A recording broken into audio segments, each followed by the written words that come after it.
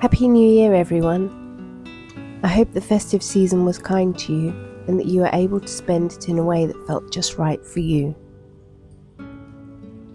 We've all been battling colds over the past week, so it's been a slower start to the year than I had planned. But there's been something quite lovely about slowing down, staying warm by the fire, watching films, and spending time on quiet hobbies and creative moments while the frost lingered outside.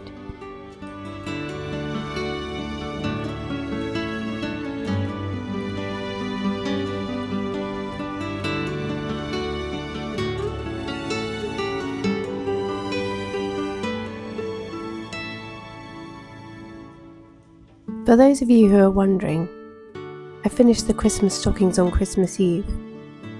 I wasn't entirely sure I would, but with a relaxed evening spent with family, I found a calm moment to embroider the final name.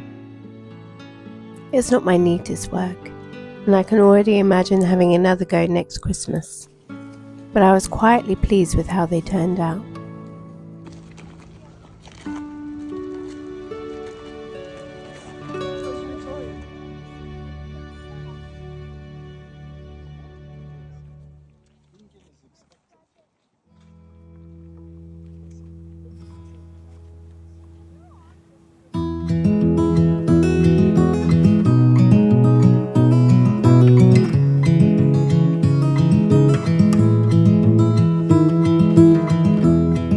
As the first days of the new year unfolded, we took a peaceful winter walk through the grounds of Clifton House. We'd planned to see the Christmas lights, but instead we found ourselves wrapped in the soft glow of winter sun. It felt like the loveliest kind of light show, one gifted by nature. We were lucky enough to tour the house last summer and learn a little about its rich history.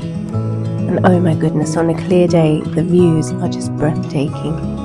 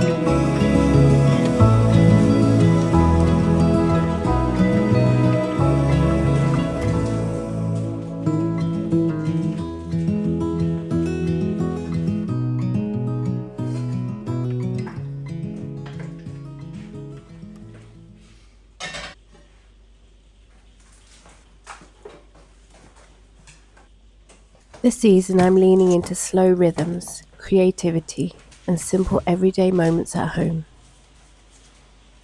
I'm making fresh, healthy food, not as a punishment for festive indulgence, but simply because my body is craving lighter and nourishing meals again.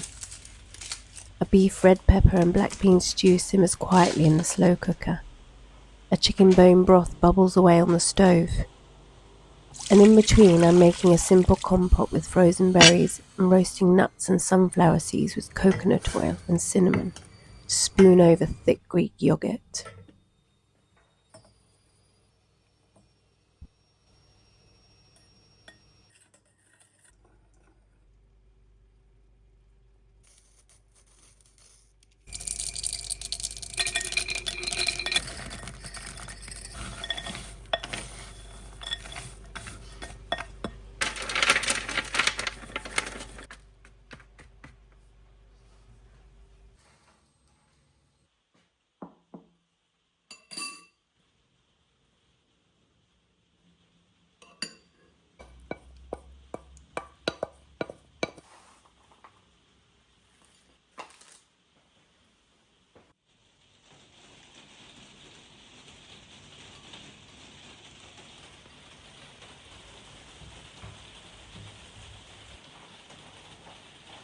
We've been working our way through a few lighting changes around the house.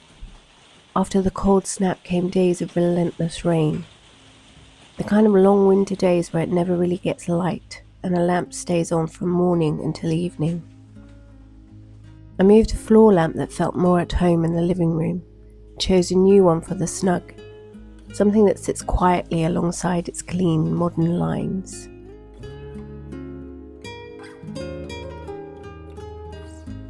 I'm not really one for bold New Year's resolutions, but I do love that feeling of fresh pages and new projects waiting to unfold. My head is brimming with ideas. Definitely more champagne taste on her lemonade budget, but I have a feeling that if I simply begin, one small project at a time, everything else will naturally follow.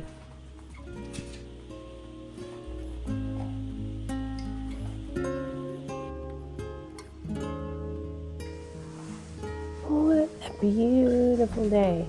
Don't be fooled by the sun though, it is absolutely freezing out there. We'll go for a walk later, aren't we? I made kind of like a ramen out of my chicken bone broth. I like to add some miso, like my food spicy, and on a cold day like this, it's really warm and comforting and really easy to make. All I do is add some miso flavouring to my chicken bone broth, and then I put some rice noodles in there. That's just what I had, and some fresh vegetables. So I've got some cabbage, peppers, bean sprouts, and some red onion. I'm looking forward to trying that. I won't slurp it in front of you guys, but just know that this is going on. Oh yeah, that is a good one. Anyway, I thought I would just do a little knit and chat this morning. I love to come and sit here when the sun is shining. It's my favourite spot. Enjoy the sun. And it's the warmest, when the sun is shining, it's the warmest spot in the house. It's lovely. So I thought I would show you what I have been knitting. It's the first thing I've ever really knitted for myself, actually, other than hats and scarves and things like that. It's the first item of clothing. I knit quite a lot of things for the kids over the years, but I thought it was about time I knit something for myself. And actually, this project's been really easy. It's been like a really easy one to sit and do whilst I'm watching TV. It's a pattern by Petite Knit. It's a novice sweater, so ideal for beginners. And what I love about it is that you're not constantly counting and checking stitches, and can really just get on with it. And so this is it. It's knitting up quite quickly, so I'm hoping to get it done soon. I like pick it up every time I walk by and pick it up and knit a couple of rows. But I thought I would do a little knit and chat and catch you all up with what's going on and plans for 2026. I mean, I quite literally have loads of ideas for things that I want to accomplish this year and plans for the house. So I thought I would share them with you. I don't know, I feel like an easy one would be getting this room finished. We had all the flooring and skirting boards replaced last year when we moved in, but the skirtings haven't been painted. So I feel like that would be like a quick, easy win to get this room completed. We'd also like to get some bookcases in here. All our books are still up in the loft, so we'd really like to have somewhere to display them. My absolute dream would be to find a pair of matching bookcases. I've kind of got my heart set on glass fronted, like glass doors on the front.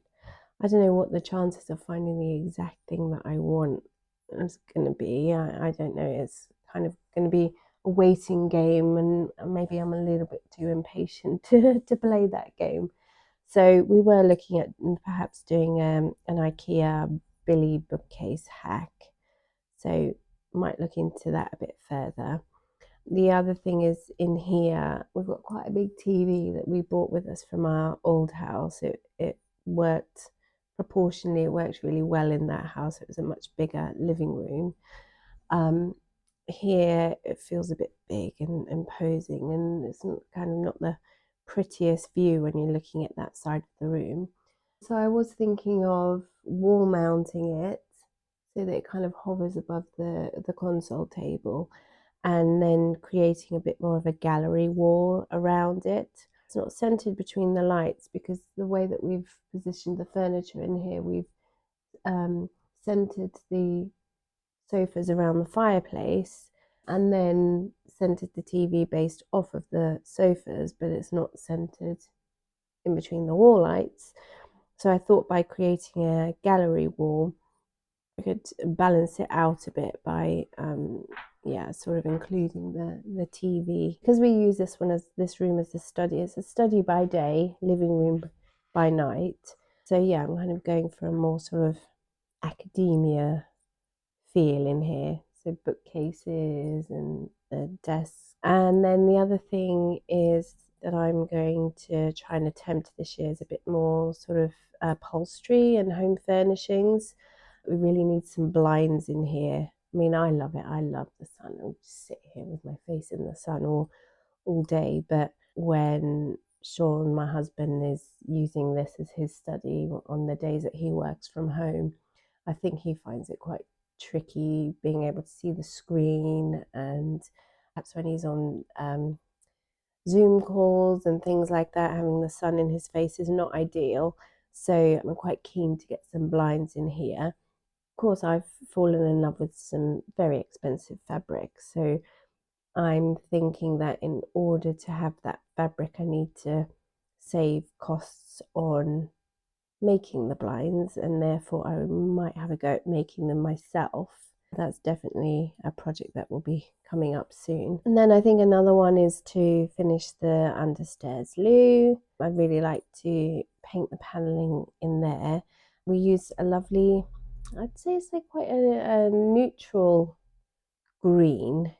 We used it in our last house and I absolutely loved it, and so I'm thinking of using that again here. Again, I think, that could be quite a quick project that I could get done in the week whilst the children are at school. Eventually I'd like to do some paneling all the way through the entrance hall and up the stairs, but it's quite a big project. Again, we did something similar in our last house, so we know the process, how long it takes, and it's probably not realistic for us to be able to do it right now. But again, I think paneling there and painted the same, and I'd really like to change the lights in there. I think more of a brass lantern style would look lovely in the hall, so I'm going to keep my eye out for something like that. What else?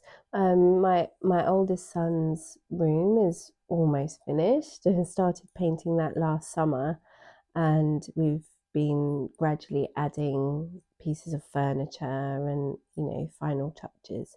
So perhaps I'll share that with you very soon. Other than that, we have quite a few projects to complete outside actually. We need all new fencing down one side of the house. It's sort of boring, pretty boring, but necessary. And I do think it will really sort of tidy up and make the outside look neat. And then I did have a bit of a crazy idea. Not sure how this is going to go down with my husband, but had an idea. The front of our house is it's not the prettiest, let's say. I mean, I love the bay window, and last summer I planted hydrangeas underneath the window, and can't wait to see them bloom again this summer. I think it's going to look pretty special this year. And then I also planted a wisteria to grow up one of the columns. And so my mad idea was to put a trellis across the front of the house to let the wisteria grow across. I've seen a couple of examples. So then I went down a bit of a Pinterest rabbit hole and came up with an idea for a trellis, which I actually think would look really lovely. So yeah, really, going to be lots going on this year. So yeah, stick around if that's the kind of thing that you think you might be interested in. I just wanted to say thank you for being here, and thank you for the messages and comments. And yeah, I've been really pleased with the response that I've had to my videos over the last couple of months, and it's really encouraged me to keep going. And I look forward to sharing all these exciting projects with you, and I'm interested to hear your comments on the things that we're planning. Maybe you have some ideas and suggestions that you think would work. Like, I've had the sunlight shining on my forehead this whole time, but it is so lovely and warm that I'm not going to complain about it. I will see you next time. Bye.